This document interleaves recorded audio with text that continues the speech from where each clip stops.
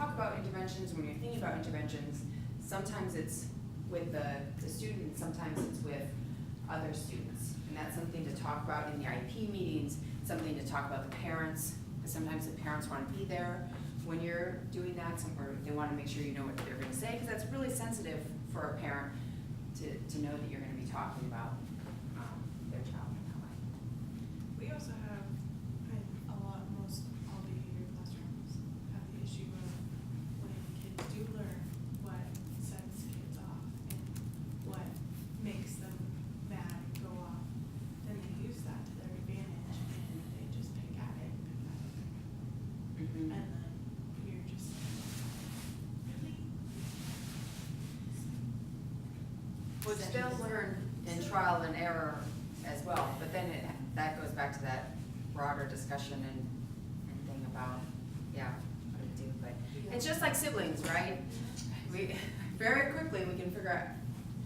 We've also discussed too, like, when the kids do react back, it's like, well, he told you that would probably happen at some point, and he was gonna punch you, you know? Yeah, one of our kids got punched in the face and his tooth got knocked out, and all of us were just like, kind of don't blame him. Yeah. You kept picking at him. You kind of deserve that. I mean, it's tooth knocked out. He didn't really actually get his tooth knocked out, I pretended he did, but. Oh, I was told he actually did. Yeah. Well, and the stories, always that's a much better version of the I know, story. totally. It sounds Yeah. But he did get punched in the face. He did. Yeah. I think twice. No. 15 times he was plummeted until he had no teeth left. We'll get this story right, Fuzzy.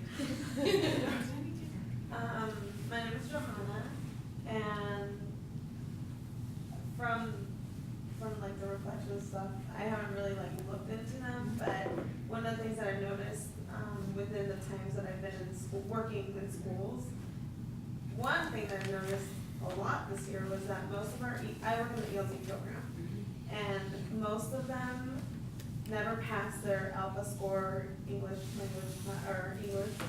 test because they have an IEP.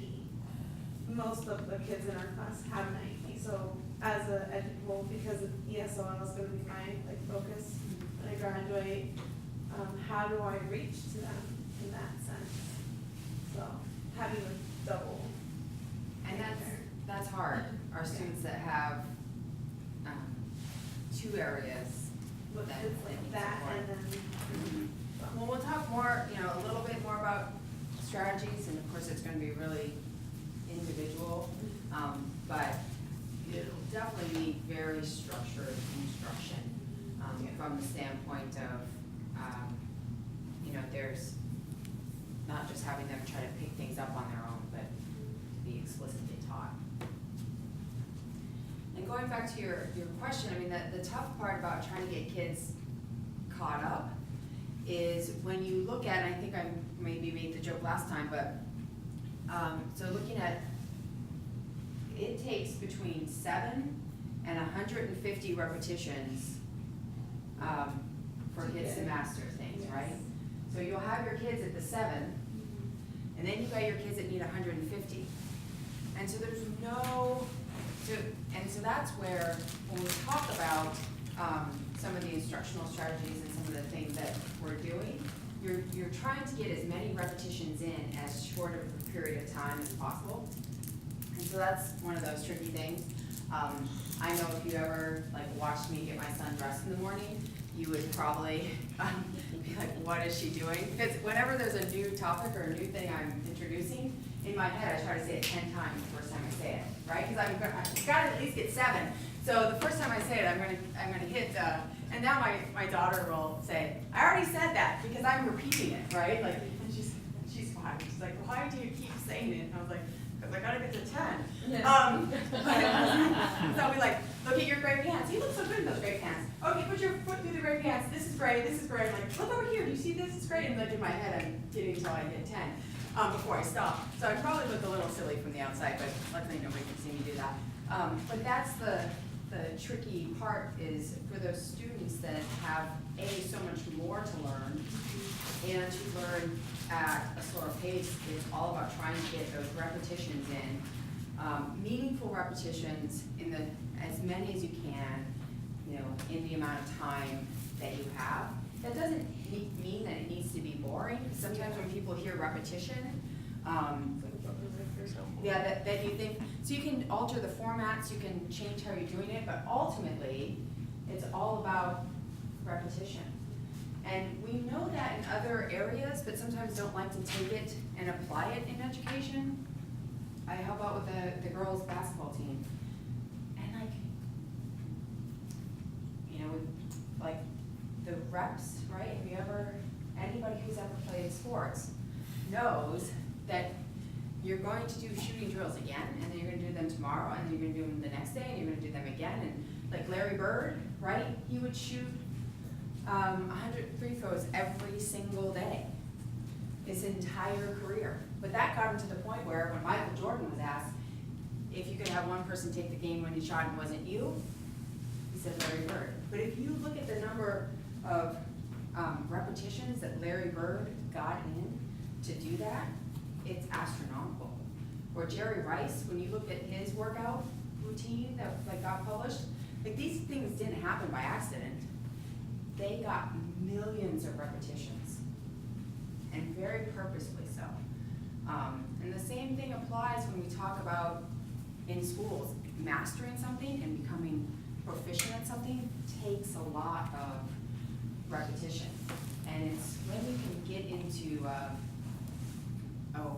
a way of teaching that gives students that repetition, it is really important. So some of the big things in special ed are those repetitions, and we have to be cognizant of that and have that in mind. And then the other thing is prioritization. We really clearly need to know what is going to matter to this student and what doesn't. Because we might need to cut some things out. We might not have time to do everything. And that might be, you know, that might be okay, but what is it that will have the biggest lifelong impact for them when they graduate? Like what skills, what knowledge do they need to know when they step out of here? And that's where you want to spend your time and your repetitions on those things. Because there's always things that we kind of do in school that aren't like essential. Sure. I was, joking about how you can be a functioning adult without really understanding the gold rush, right? Like, and in Oregon, we do all the salmon things, and kids in other states don't do the salmon run 100 times, and they still grow up to be functioning adults. And so you want enriching experiences, you want all of those types of things, but at the same time, sometimes we need to make really tough decisions and decide what matters to this student in their lives. And when they're 18 and above. And that goes back to our, that's why I started with like, what do you want out of life? That's what everybody wants out of life. And how we get them there is we give them the skills that matter most. But it's really tough, especially in schools. In things like middle schools and high schools, we tend to, every period has the same number of minutes, and every subject gives the same number of minutes. And it's not true that every single subject and everything, and I know that's really not PC to say, like, in some contexts, like, yeah, we're gonna cut that, but that's what we've gotta do sometimes.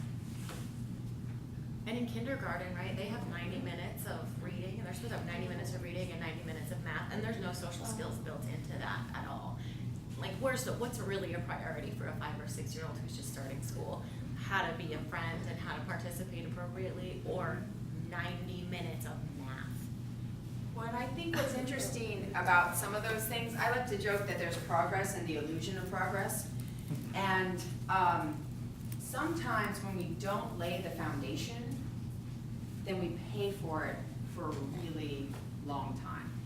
And it's kind of like that joke about how like they're hacking their way through the jungle and somebody yells, "You're going the wrong way," but they yell back, "But we're making such good progress."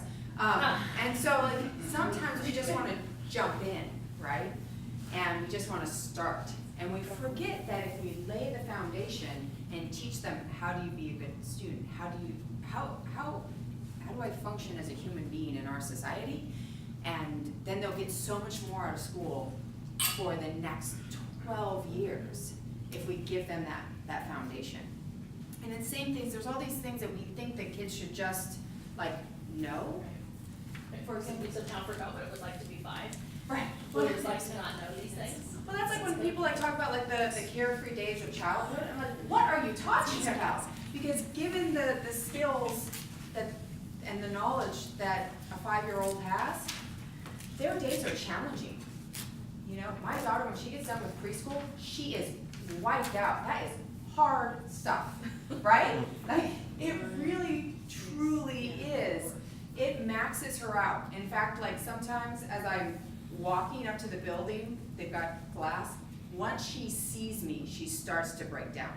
Cause like she needs her nap, like she can make it, but like it's like, she'll be just fine, but like if she sees me through the window, she's like, cause it's a tough day for her, right? From 8:30 to 2, that's tough. And having to write her name and her letters, and like, I'm not being facetious here, like, that is tough. And like the stupid little A, like the little line of the A has the line up just right there. Like, and when you watch them do that and how much energy they're putting into that, like, this is really tough work for them.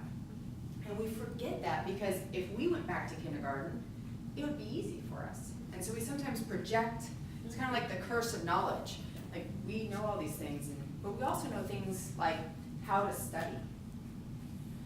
And sometimes we forget that we need to teach students, how do you study? How do you take notes? How do you do all of the other things? And I think that's particularly true for our students in special ed who might not just pick up on things, might not do as much social referencing and look around and say, what are they doing? I should be doing that too. And so we do need to be sometimes pretty explicit about those types of things. Hi, I'm Ananda Vaz. I don't have a question.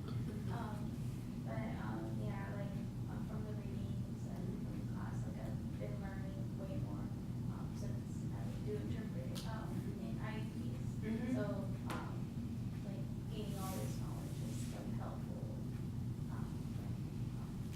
Oh, good. So you can apply this, Yes. yeah. Like, Definitely. when you're like, I know what the least restrictive environment is. Now I can explain it. Yeah, like you said, like yeah, I'll be able to explain a little bit more. Which is important. Yes. So because parents go in and they're like, what are you saying? They don't even know. Mhm. Yeah, we don't always make it easy for parents with the terminology we use. Yeah. Yeah, Yeah. yeah.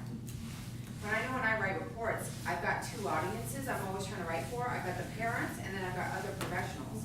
Because a lot of times my reports go to doctors, they go to disability services, and they need certain language and certain things written a certain way, but the parents don't need it.